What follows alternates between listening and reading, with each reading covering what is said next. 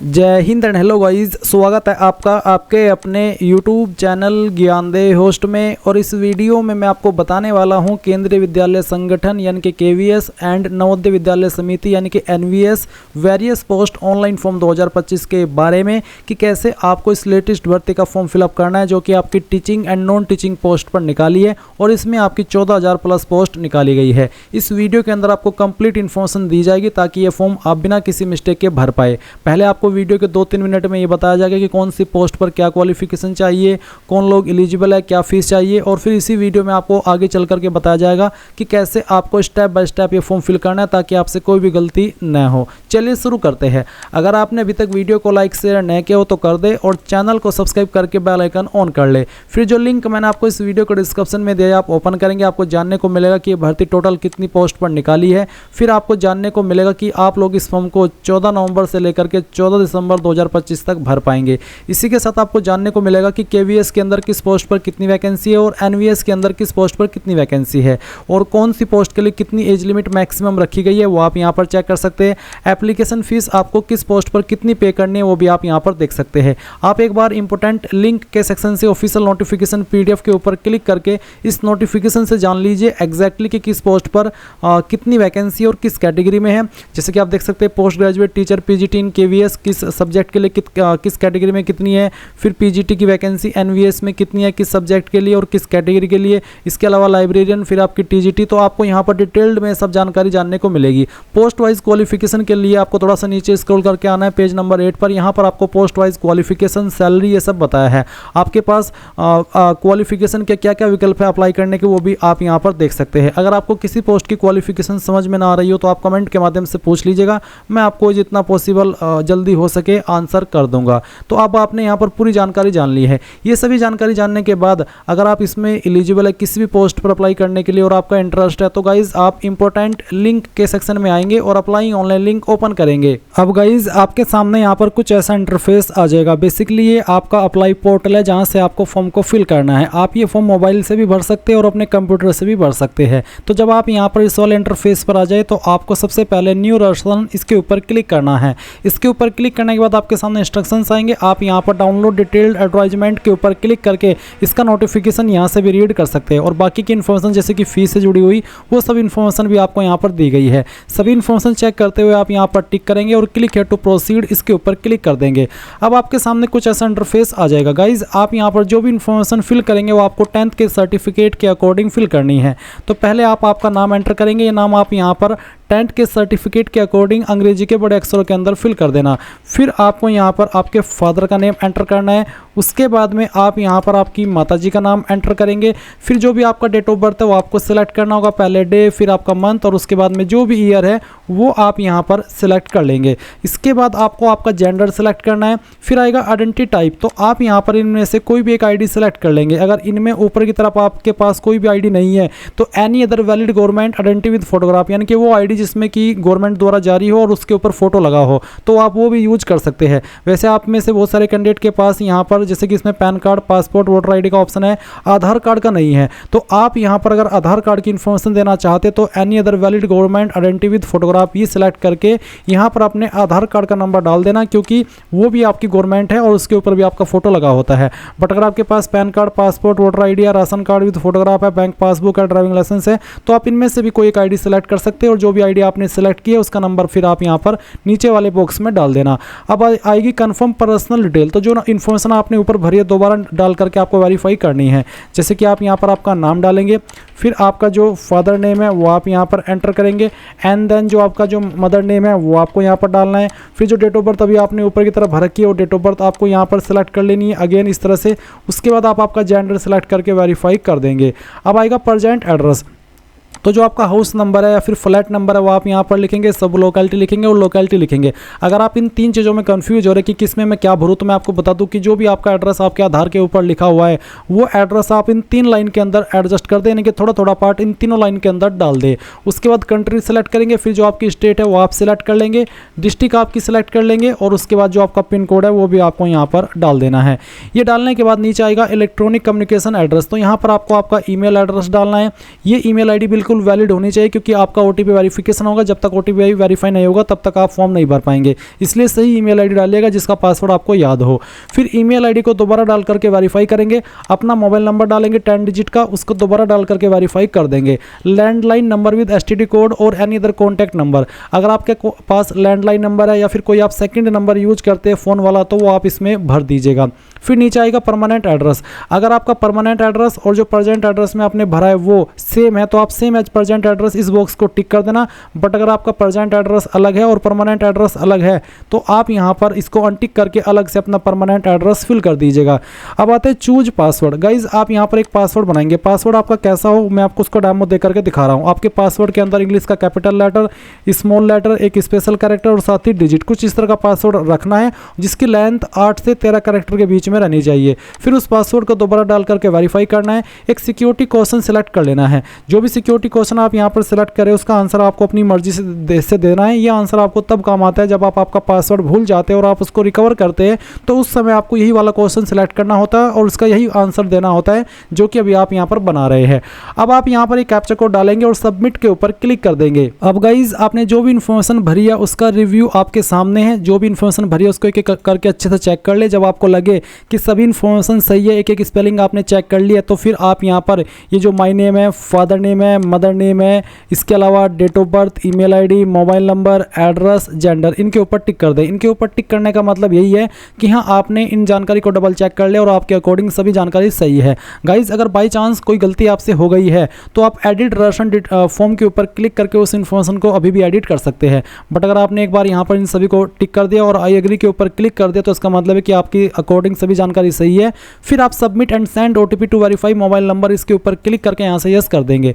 अब आपके इस नंबर के ऊपर जो भी आपने रजिस्टर किया एक OTP गया होगा, वो OTP आप यहाँ पर डालिए और इस OTP को डालने के बाद में आप यहाँ पर सबमिट राशन फॉर्म इसके ऊपर क्लिक करेंगे। चलिए जो OTP मुझे मिला है वो OTP मैं यहाँ पर एंटर कर देता हूँ। इसके बाद आप यहाँ पर सबमिट राशन फॉर्म के ऊपर जैसे ही क्लिक करेंगे तो आपका जो राशन है वो सक्सेसफुल हो जाएगा। अब आप यहाँ पर देखेंगे कि कुछ इस तरह का इंटरफेस है। अभी आप यहाँ पर आपकी ईमेल आईडी भी वेरीफाई कीजिए, क्योंकि जब तक ईमेल आईडी वेरीफाई नहीं होगी तब तक आप आपका फॉर्म कंप्लीट नहीं कर पाएंगे। इसलिए वेरीफाई ईमेल आईडी के ऊपर क्लिक कीजिए। आपको यहाँ पर जो कैप्चा कोड देखने को मिले वो कैप्चा कोड आप यहाँ पर डालिए और उसके बाद में आप यहाँ पर सबमिट एंड गेट OTP इसके ऊपर क्लिक कीजिए। अब आपको सेम वे में यहाँ पर आपकी ईमेल के ऊपर भी एक OTP सेंड किया जाएगा। तो चलिए आपको आपकी ईमेल चेक करनी है, उसमें जो आपको OTP मिला है वो OTP आप यहाँ पर डालिए और वेरीफाई के ऊपर क्लिक करके वेरीफाई कर दीजिए। अब आप यहाँ पर देखेंगे कि जो आपका ईमेल वेरिफिकेशन है OTP का वो भी हो चुका है। अब आप ओके कर दीजिए। ओके करने के बाद में आप कंप्लीट प्रोफाइल इसके ऊपर क्लिक करेंगे। इसके ऊपर क्लिक करने के बाद पर्सनल डिटेल इसके ऊपर क्लिक करेंगे और इसके बाद में आपके सामने कुछ ऐसा इंटरफेस आएगा। अब आपको यहाँ पर नेशनलिटी में इंडियन सेलेक्ट कर लेना है। कैटेगरी के अंदर जो भी आपकी कास्ट कैटेगरी है जैसे कि unreserved, OBC, EWS, SC, ST जो भी है वो आप सिलेक्ट कर लेना। अगर OBC है तो यहाँ पर कंफर्म कैटेगरी को दोबारा सिलेक्ट करके आपको वेरीफाई करना होगा। अगर आपकी कैटेगरी ST है तो तब भी आपको यहाँ पर इसी प्रकार से उसको दोबारा क्लिक करके वेरीफाई करना होगा। इसके बाद गाइज आप यहाँ पर देखेंगे नीचे कि विकलांगता से जुड़ा हुआ एक सवाल है कि क्या विकलांग इस सेक्शन के तहत, अगर है तो यस, नहीं तो आप नो करेंगे। फिर एक और विकलांगता से जुड़ा हुआ सवाल है जहाँ पर यह पूछा जाता है कि क्या आप इस एक्ट के अकॉर्डिंग विकलांग है और आपको लिखने में प्रॉब्लम है, उसके लिए आपको एक स्क्राइब चाहिए। अगर आप ऐसे कैंडिडेट है तो यस करिए, अगर आप बिल्कुल ठीक है ईश्वर की दया से तो आप इसमें नो कर दीजिए। फिर क्या आप एक्स सर्विसमैन है, अगर है तो यस, नहीं तो आप नो करेंगे। आर वर सर्विंग एज, क्या आप अभी कर रहे हो या फिर कर रहे थे रेगुलर KVS एम्प्लॉय या फिर regular NVS employ, working on contract basis, daily wages basis in KVS या फिर NVS या फिर नॉट एप्लीकेबल। अगर आप नहीं कर रहे या फिर कर रहे थे तो आप यहाँ पर नॉट एप्लीकेबल को सिलेक्ट कर लेना। फिर सवाल पूछे कि do you have 3 year continuous service in central government autonomous bodies provided the post are in same or allied कार्ड, यानी कि क्या आप पिछले 3 साल के अंदर सेंट्रल गवर्नमेंट के अंदर या फिर जो उसकी ऑटोनोमस बॉडीज़ है उसके अंदर काम कर रहे थे सेम पोस्ट पर, जैसे कि इस वैकेंसी के अंदर निकली हुई है या फिर उससे जुड़े हुए कार्ड रेज के अंदर। अगर हाँ तो यस, नहीं तो आप नो करेंगे।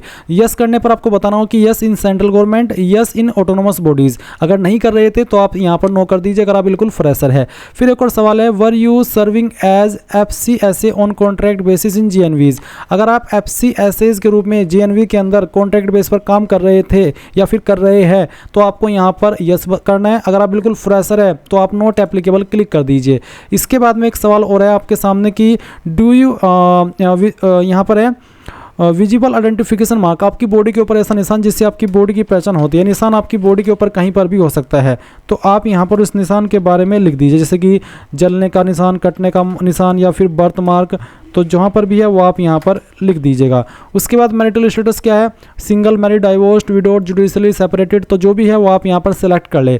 इसके बाद एक कैप्चा कोड आप यहाँ पर डालेंगे और ये डालने के बाद में आप सेव एंड नेक्स्ट के ऊपर क्लिक करके यहाँ से यस कर देंगे। इसके बाद में गाइज आपके सामने यहाँ पर डॉक्यूमेंट अपलोड का सेक्शन आएगा। आपको डॉक्यूमेंट अपलोड के ऊपर क्लिक करना है, जहाँ पर आप आपका फोटो और सिग्नेचर अपलोड करेंगे, जिसमें कि फोटो का साइज 10 से 200 KB के बीच में और सिग्नेचर का साइज 10 से 50 KB के बीच में रखा है। फॉर्मेट JPEG या फिर JPG का। सिंपल फोटो आप अपलोड करेंगे कलर वाला, तो आप यहाँ पर चूज फाइल के ऊपर क्लिक कीजिए और जहाँ पर भी आपकी फोटो फाइल है वो आपको यहाँ पर सेलेक्ट कर लेनी है, ओपन करना है, फिर अपलोड ओरिजिनल इसके ऊपर क्लिक करके अपलोड के ऊपर क्लिक करना है। आपकी फाइल यहाँ पर इस तरह से अपलोड हो जाएगी।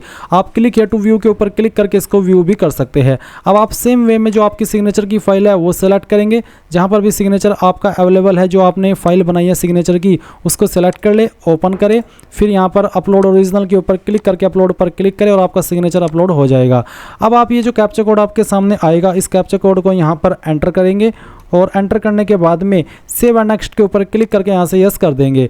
अब आप देखेंगे रिव्यू पेज, जो भी जानकारी आपने प्रोफाइल के अंदर अभी भरी है वो सब आपके सामने है। सभी जानकारी एक एक करके अच्छे से चेक कर ले, क्योंकि जब आप एक बार इसको लॉक कर देंगे तो एडिट नहीं कर पाएंगे। तो जब आप पूरी तरीके से श्योर हो जाए तो आपको my name, father name, mother name, date of birth, gender, photograph and signature, address, person with disability यानी कि PWD और कैटेगरी, ये सब इन्फॉर्मेशन यहाँ पर टिक करने के बाद आई एग्री करना है और फाइनल प्रोफाइल सबमिशन के ऊपर क्लिक करके यस कर देना है। इसके बाद आप यहाँ पर देखेंगे आपकी प्रोफाइल कंप्लीट हो चुकी है। अब आप जिस पोस्ट पर अप्लाई करना चाहे कर सकते हैं, चाहे वो NVS की हो या KVS की हो या फिर टीचिंग या नॉन टीचिंग। तो अप्लाई नाउ पर क्लिक करिए। अप्लाई नाउ पर क्लिक करने के बाद आपके सामने इस तरह से 5 विकल्प है, तो आपको इन विकल्प को पहले समझना है और फिर ही अप्लाई के ऊपर क्लिक करना है। जैसे कि पहला है केंद्रीय विद्यालय संगठन and Navodaya Vidyalaya Samiti recruitment drive for assistant commissioner, principal and vice principal. अगर आप assistant commissioner, principal and vice principal की पोस्ट पर अप्लाई करना चाहते हैं, चाहे NVS चाहे KVS, तो आप इसके सामने अप्लाई पर क्लिक करेंगे। अगर आप नॉन टीचिंग की पोस्ट पर अप्लाई करना चाहते हैं KVS एंड NVS के अंदर, तो सेकंड वाले ऑप्शन पर अप्लाई पर क्लिक करेंगे। और अगर आप जो PGT की पोस्ट है उन पर अप्लाई करना चाहते हैं, चाहे NVS के अंदर चाहे KVS के अंदर, तो आप तीसरे नंबर पर अप्लाई का जो लिंक है इसके ऊपर क्लिक करेंगे। और अगर आप TGT की पोस्ट पर अप्लाई करना चाहते हैं तो आप फोर्थ वाले ऑप्शन पर क्लिक करेंगे। और अगर आपको PRT की पोस्ट पर अप्लाई करना है प्राइमरी टीचर पर, तो आप इस वाले अप्लाई पर क्लिक करेंगे। मैं इसी वीडियो के अंदर आपको TGT पर भी अप्लाई करके दिखाऊंगा, PGT पर भी, प्राइमरी टीचर पर भी, यानी कि सभी पोस्ट पर। तो पहले तो नॉन टीचिंग को लेकर के चलते, तो आप अप्लाई पर क्लिक कीजिए। आपके सामने ऐसा इंटरफेस आएगा, आप यहाँ पर इसमें यस कर दे। यस करने के बाद में कंप्लीट एप्लीकेशन फॉर्म इसके ऊपर क्लिक करेंगे। उसके बाद में अप्लाई फॉर डिटेल्स इसके ऊपर क्लिक करेंगे। अब आपके सामने यहाँ पर नॉन टीचिंग के अंदर जो भी पोस्ट है वो सभी आ चुकी है। तो नॉन टीचिंग की पोस्ट पर आपको जिस पर भी अप्लाई करना है, जैसे कि यहाँ पर senior secretariat assistant KVS, junior secretariat assistant KVS, तो मैं इन दोनों पर अप्लाई कर रहा हूँ। इस तरह से सिलेक्ट कर लेता हूँ। अगर मुझे जूनियर सेक्रेटरीट असिस्टेंट GNV पर भी अप्लाई करना है तो मैं इसको भी सिलेक्ट कर लूँगा। अगर मुझे MTS पर भी अप्लाई करना है तो इस पर junior secretariat assistant HKU, RO, काडरे, NVS। तो बेसिकली जिस भी पोस्ट पर अप्लाई करना है वो आप अपनी चॉइस के अकॉर्डिंग टिक कर देना और अपनी क्वालिफिकेशन के अकॉर्डिंग। उसके बाद medium option for tier first का जो यहाँ पर मीडियम आप रखना चाहते हैं वो आप सिलेक्ट कर लीजिए। यहाँ पर work experience, no work experience required for GNV secretary assistant, no work, यानी कि जिस पर एक्सपीरियंस नहीं मांगा है वो आपको यहाँ पर इस तरह से दिया गया है, आप उनको टिक कर सकते हैं। जैसे कि यहाँ पर आपकी JSA LDC और इक्विवेलेंट की वैकेंसी है, इस पर अप्लाई करने के लिए जो मिनिमम 3 ईयर यहाँ पर रेगुलर बेसिक सर्विस मांगी है, तो JSA LDC की पोस्ट पर 3 ईयर का मांगा है। तो आपको यहाँ पर वो ध्यान में रखना है कि हाँ, मैं अगर इस पोस्ट पर अप्लाई करना हो तो मेरे पास ये चीज़ होनी चाहिए। तो जैसे कि यहाँ पर बाकी इन पोस्ट पर कोई एक्सपीरियंस नहीं मांगा तो आप इनको टिक कर दीजिएगा। बेसिकली सभी के ऊपर टिक करना होगा, क्योंकि जब इनके ऊपर टिक करेंगे तभी आप यहाँ पर फुल्ली एलिजिबल हो पाएंगे अप्लाई करने के लिए। इसके बाद आप देखेंगे लैंग्वेज कॉम्पिटेंसी ऑप्शन, तो आपको यहाँ पर आपकी जो लैंग्वेज है वो सिलेक्ट कर लेनी है। फिर आएगा do you have knowledge of computer application, क्या आपको कंप्यूटर की नॉलेज है, अगर है तो यस कर दे, नहीं तो आप नो करेंगे। फिर क्या आपको वर्किंग नॉलेज है हिंदी एंड इंग्लिश की, अगर है तो यस, नहीं तो आप नो करेंगे। फिर knowledge of comp operation, computer operation and data entry acquired either as a subject at +2 level or through 6 month diploma in computers, यानी कि क्या आपके पास कंप्यूटर सब्जेक्ट तो 10वीं या 12वीं के अंदर, या फिर आपने कोई 6 मंथ का कंप्यूटर जो कोर्स होते हैं वो किया है। तो अगर आपके पास है आप यस करेंगे, नहीं है तो आप नो कर देंगे। फिर उसी प्रकार से do you experience in accounts administration matters in government semi government, अगर आपके पास एक्सपीरियंस अकाउंट्स के अंदर, एडमिनिस्ट्रेटिव मैटर्स के अंदर, गवर्नमेंट में, सेमी गवर्नमेंट में या ऑटोनोमस बॉडीज़ में, तो आप यस, नहीं तो आप नो करेंगे। फिर उसके बाद में do you process minimum typing speed, अगर आपकी पास टाइपिंग स्पीड है मिनिमम तो आपको बताना है कि 30 वर्ड पर मिनट इन इंग्लिश और 30 वर्ड पर minute in Hindi on computer, या फिर 30 वर्ड पर मिनट इन इंग्लिश, यानी कि जो भी है वो आपको सेलेक्ट करनी है। अगर नहीं है तो आप नो भी कर सकते हैं। तो अगर आपके पास है तो कर ले, नहीं तो आप यहाँ पर इसको नो कर दे। उसके बाद एक कैप्चा कोड डालेंगे। कैप्चा कोड डालने के बाद में आप यहाँ पर इसमें नीचे से नेक्स्ट के ऊपर क्लिक करेंगे और यहाँ से यस कर देंगे। अब आपके सामने यहाँ पर क्वालिफिकेशन की जानकारी आ चुकी है। तो आप सबसे पहले 10वीं की इन्फॉर्मेशन भरेंगे। 10वीं आपने यहाँ पर स्टेटस सेलेक्ट करना है। फिर उसके बाद में किस साल के अंदर पास की थी वो आपको यहाँ पर सेलेक्ट कर लेना है, इस तरह से जैसे कि मैं आपको यहाँ पर सेलेक्ट करके दिखा रहा हूँ। उसके बाद में आप आपका जो कोर्स स्ट्रीम है सेलेक्ट करेंगे। फिर आपको आपका जो 10वीं का बोर्ड है वो सिलेक्ट कर लेना है। तो यहाँ पर आप इसमें सिलेक्ट करेंगे। अगर आपका बोर्ड यहाँ पर ना हो तो फिर आप यहाँ पर इसमें अदर का ऑप्शन सेलेक्ट कर सकते हैं। रिजल्ट मोड क्या था, परसेंटेज या CGPA जो भी था वो आप सिलेक्ट कर ले। मेरा परसेंटेज था तो मैंने परसेंटेज सेलेक्ट किया। परसेंटेज सेलेक्ट करने के बाद में आप यहाँ पर टोटल मार्क्स डालेंगे, जो नंबर आपको आए थे वो यहाँ पर डाल देंगे। कितनी परसेंटेज आपकी बनती है वो आपको यहाँ पर देखने को मिल जाएगा। फिर सेम वे में आप 12वीं की जानकारी भरेंगे, स्टेटस बताएंगे, किस साल के अंदर पास कर ली थी वो साल आप यहाँ पर सेलेक्ट कर लेंगे। उसके बाद में आप यहाँ पर कोर्स में बताएंगे +2 लेवल और +2 level of senior secondary from CBSE state board with secretarial practice and office management as vocational subject, या फिर 12th class with science stream from recognised board university. अगर आपने 12वीं किया साइंस स्ट्रीम से तो आप ये सेकंड वाला ऑप्शन सेलेक्ट कर लेंगे। अगर आपने सीनियर सेकेंडरी की है फ्रॉम रिकॉग्नाइज्ड बोर्ड यूनिवर्सिटी, यानी कि सिंपल आपके पास साइंस स्ट्रीम नहीं था तो आप ये वाला सेलेक्ट करेंगे। और अगर आपने सीनियर सेकेंडरी और क्लास 12th और इक्विवेलेंट, यानी कि अगर आपने डिप्लोमा किया है 12वीं ना करके तो आप ये वाला 4th ऑप्शन सेलेक्ट कर सकते हैं। बट अगर आपने 12वीं साइंस स्ट्रीम से किया तो आप सेकंड वाला ऑप्शन सेलेक्ट करेंगे। अगर आपने सिंपल 12वीं किया तो आप तीसरे वाला ऑप्शन सेलेक्ट करेंगे। और अगर आपके पास 12वीं के अलावा डिप्लोमा है, आपने 10वीं के बाद में डिप्लोमा किया था तो आप 4th ऑप्शन सेलेक्ट कर लेंगे। तो बताई गई एक्सप्लेनेशन के अकॉर्डिंग आप यहाँ पर अपना स्ट्रीम सेलेक्ट कर लेंगे। उसके बाद में आपको यहाँ पर आपका जो बोर्ड नेम है वो बताना है, जो भी आपका बोर्ड है। उसके बाद आप देखेंगे रिजल्ट मोड, तो परसेंटेज या CGPA वो आप सिलेक्ट कर लेंगे। अगर परसेंटेज तो बताएंगे यहाँ पर आपके टोटल नंबर कितने थे, तो आपको यहाँ पर अपने टोटल नंबर बताने हैं। फिर आपको कितने नंबर उसमें से आए थे वो आप यहाँ पर एंटर कर देंगे, परसेंटेज आपकी आ जाएगी। फिर आगे ग्रेजुएट क्वालिफिकेशन डिटेल, तो आप यहाँ पर इसमें बताएंगे पास या फिर नॉट एप्लीकेबल। उसके बाद में किस साल के अंदर आपने पास कर ली थी वो आपको यहाँ पर सेलेक्ट कर लेना है। उसके बाद आप देखेंगे आपका कोर्स स्ट्रीम नेम, तो यहाँ पर आपको काफ़ी सारी क्वालिफिकेशन देखने को मिल रही है। अगर यहाँ पर आपका graduate in civil electrical engineering ये है तो आप इसको सेलेक्ट कर ले। अगर आपके पास बैचलर डिग्री है सिंपल, जिसमें कि सभी तरह की क्वालिफिकेशन आ जाती है, तो आप यहाँ पर इसको सेलेक्ट कर लेना। उसके बाद में यूनिवर्सिटी बोर्ड नेम के अंदर आप यहाँ पर आपकी यूनिवर्सिटी को सिलेक्ट करेंगे। अगर आपकी यूनिवर्सिटी यहाँ पर नहीं है तो आप अदर का ऑप्शन सेलेक्ट कर सकते हैं। उसके बाद में रिजल्ट मोड क्या था, परसेंटेज या CGPA वो आप यहाँ पर सेलेक्ट कर लेंगे। अगर परसेंटेज है तो उसके बाद में आपको बताने टोटल मार्क्स, तो मैं डेमो के लिए नंबर फिल करके दिखा रहा हूँ। आप आपके रियल टोटल मार्क्स यहाँ पर डालेंगे, कितने नंबर आए थे वो यहाँ पर डाल देंगे और परसेंटेज आपकी आ जाएगी। फिर अगर आपने पोस्ट ग्रेजुएट भी की है तो आप यहाँ पर उसकी जानकारी भी सेम वे में भर सकते हैं। आपको यहाँ पर पास सेलेक्ट करना है। उसके बाद में आपको यहाँ पर बताना है कि किस साल के अंदर आपने पास कर ली थी, और फिर आप यहाँ पर आपका जो कोर्स है स्ट्रीम है वो आप सिलेक्ट कर लेंगे इस तरह से, जैसे कि मैं यहाँ पर आपको बता पा रहा हूँ, मास्टर डिग्री इन कॉमर्स या फिर इनमें से कोई स्पेशल क्वालिफिकेशन जो यहाँ पर आपको दी गई है। तो जो भी है बेसिकली वो आप यहाँ पर सिलेक्ट कर लीजिएगा।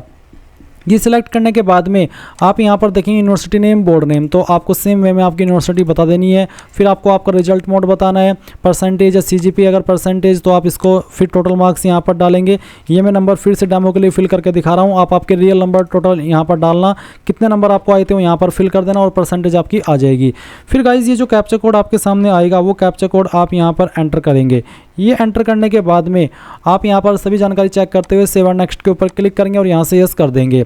अब आप यहाँ पर देखेंगे रिव्यू पेज, यानी कि जो भी जानकारी आपने शुरू से लेकर अभी तक भरी है वो सभी आपके सामने, आप सभी जानकारी यहाँ पर चेक करके अप्लाई फॉर, जिसमें क्या आती है वो पोस्ट जिन पर आपने अप्लाई किया है और एजुकेशन डिटेल, उसके बाद आई एग्री करेंगे और फाइनल सबमिशन ऑफ एप्लीकेशन के ऊपर क्लिक करके यस कर देंगे। इसके बाद गाइज आप देखेंगे कि जो भी पोस्ट पर आपने अप्लाई किया है उस पर जो पर पोस्ट आपसे चार्ज लिया जा रहा है फीस का, वो आपको पे करना है। आप उसके लिए पे एग्जामिनेशन फी इसके ऊपर क्लिक करेंगे, आपको यहाँ पर ऑनलाइन पेमेंट सेलेक्ट करके प्रोसीड फॉर पेमेंट करना है, ओके कर देना है। अब आपको पेमेंट के पेज पर ट्रांसफर किया जाएगा, यहाँ पर टिक करके प्रोसीड फॉर पेमेंट कर देना। आपके सामने बिल डेस्क आ चुकी है, आपकी फीस आप debit card, credit card, net banking, UPI, QR इनमें से किसी भी माध्यम का इस्तेमाल करके जमा कर सकते हैं। जैसे ही आपकी फीस जमा हो जाएगी तो आप अपने फॉर्म का फाइनल प्रिंट आउट ले पाएंगे। अब गाइस बात करते हैं अगर आपको अन्य पोस्ट पर अप्लाई करना है, यानी कि अदर पोस्ट पर या फिर मल्टीपल पोस्ट पर, तो आप क्लिक है टू विजिट अनदर पोस्ट, इसके ऊपर क्लिक करेंगे। अब आप यहाँ पर देखेंगे कि आपकी टीजीटी की पोस्ट और पीजीटी की पोस्ट है। अभी मैंने नॉन टीचिंग की पोस्ट पर अप्लाई करके दिखाया, अगर आपको टीजीटी की पोस्ट पर अप्लाई करना है या फिर पीजीटी या फिर पीआरटी, तो उसी के सामने आपको अप्लाई पर क्लिक करना है। उसके बाद यहाँ पर यस कर देना है।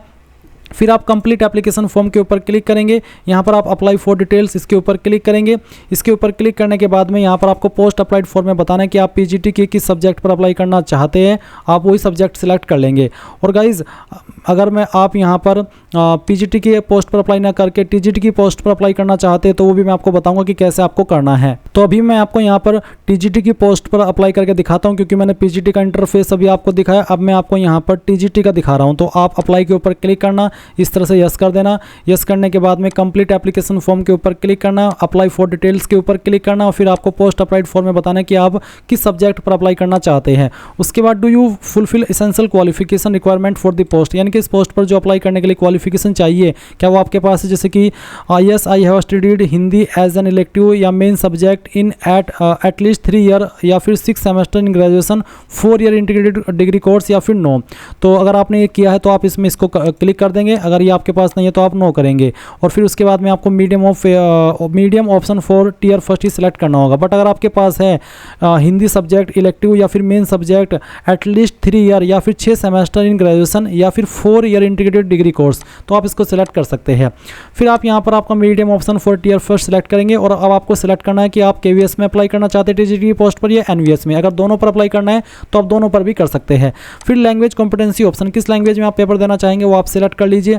फिर उसके बाद में पूछेगी कि आपको कंप्यूटर की do you have competency to teach, यानी कि क्या आपकी कॉम्पिटेंसी है, आप फ्लुएंट है बहुत इंग्लिश एंड हिंदी मीडियम दोनों के अंदर, तो आप यहाँ पर यस कर दे। फिर उसके बाद में क्या आपको कंप्यूटर की नॉलेज है, अगर है तो यस करेंगे। उसके बाद में क्या आपको वर्किंग नॉलेज है इंग्लिश एंड हिंदी की या फिर अदर रीजनल लैंग्वेज की, तो आप यहाँ पर यस कर देंगे। इंग्लिश एंड हिंदी तो आपको होनी ही चाहिए, तो आप यहाँ पर यस कर दीजिए। और अगर कोई अदर रीजनल लैंग्वेज की है तो भी आप इसमें यस कर सकते हैं। उसके बाद में क्या आपके पास वर्किंग एक्सपीरियंस है स्कूल केवीएस के अंदर या रेसिडेंटल स्कूल फॉर एनवीएस, अगर है तो आप यहाँ पर बताएंगे कि experience of working in school for KVS या फिर एनवीएस या फिर दोनों में या फिर किसी में भी नहीं, तो ये आप सिलेक्ट कर लेंगे। उसके बाद में जो कैप्चा कोड आपके सामने आएगा वो कैप्चा कोड आप यहाँ पर डालेंगे और इसको डालने के बाद में सेव एंड नेक्स्ट के ऊपर क्लिक करके यहाँ से यस कर देंगे।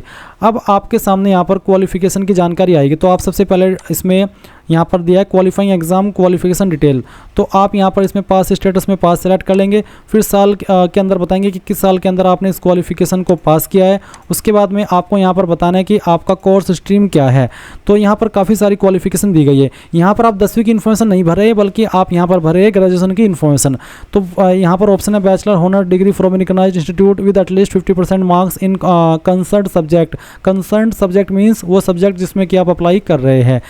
उसके बाद में 4 ईयर इंटीग्रेटेड डिग्री, फिर graduation in at least with at least 50% marks and 1 year BEd special education from rehabilitation council of India. तो बेसिकली काफ़ी सारे विकल्प आपके सामने क्वालिफिकेशन के हैं। इनमें से जो भी क्वालिफिकेशन आपके पास है वो आप यहाँ पर सिलेक्ट कर लें। जैसे कि मैंने ये वाली क्वालिफिकेशन सिलेक्ट की है। उसके बाद में आपको यहाँ पर यूनिवर्सिटी नेम बताना है, रिजल्ट मोड बताना है, परसेंटेज या सीजीपीए। उसके बाद में जो सब्जेक्ट आपके पास थे वो सब्जेक्ट आपको यहाँ पर एंटर कर देने हैं। तो जो भी है वो आप यहाँ पर एंटर करेंगे। फिर यहाँ पर आपको बीएड की इन्फॉर्मेशन देनी है, तो आपको यहाँ पर बताना है स्टेटस पास या फिर नॉट एप्लीकेबल। तो मैं यहाँ पर पास सिलेक्ट कर लेता हूँ। फिर किस साल के अंदर आपने पास की है वो साल आपको यहाँ पर सिलेक्ट करना होगा। उसके बाद में आपको कोर्स स्ट्रीम नेम के अंदर BEd from NCT with at least 50% marks, या फिर 1 ईयर बीएड स्पेशल एजुकेशन, या फिर 3 ईयर इंटीग्रेटेड बीएड एमएड, तो जो भी है वो आप सिलेक्ट कर ले। उसके बाद में आपको यूनिवर्सिटी बोर्ड नेम बताना कि कहाँ से आपने की है, जैसे कि मैंने आपको यहाँ पर बाकी क्वालिफिकेशन फिल करके दिखाई है। रिजल्ट मोड आप यहाँ पर सिलेक्ट कर लेंगे, और उसके बाद में सब्जेक्ट आपका क्या था वो सब्जेक्ट आपको यहाँ पर एंटर कर देना है। ये सब इन्फॉर्मेशन मैं आपको यहाँ पर डेमो के लिए ही फिल करके दिखा रहा हूँ। टोटल मार्क्स आप यहाँ पर डालेंगे कि कितने नंबर थे, और उसके बाद में आप यहाँ पर देखेंगे कितने नंबर आपको आए थे वो फिल करेंगे। ये फिल करने के बाद में यहाँ पर परसेंटेज आपकी आ जाएगी। अब आप ये जो कैप्चा कोड है वो एंटर करेंगे। कैप्चा कोड एंटर करने के बाद में आप यहाँ पर सेव एंड नेक्स्ट के ऊपर क्लिक करके यहाँ से यस कर देंगे। गाइज़ अब आपके सामने यहाँ पर मैं यूनिवर्सिटी के जो नंबर्स है वो फिल करना भूल गया था, ये मिस हो गए थे, तो मैं यहाँ पर दोबारा से इनको फिल कर रहा हूँ।